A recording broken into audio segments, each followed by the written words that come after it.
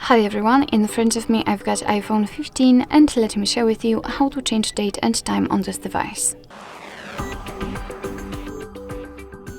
So let's start with opening the settings, and here we have to scroll to find General.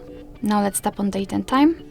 And as you can see, here we do not actually have any kind of options which we can set manually. It is because we've got this automatic option applied. So first of all, we have to turn off this one just by tapping on the switcher, and now we can freely tap on this section. Here we can pick the date, so just find it in this calendar and tap on it. Then we can change the time, just tap on this section and by swiping set the time you want to use. And as you can see, it will be immediately applied, so you do not really have to do anything more.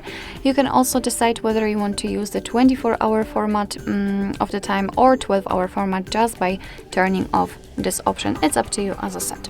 If you want to, you can always get back to all previous settings, so the automatic settings, just by tapping on this switcher right here. Alright, so that will be all. Thank you so much for watching. I hope that this video was helpful, and if it was, please hit the subscribe button and leave the thumbs up.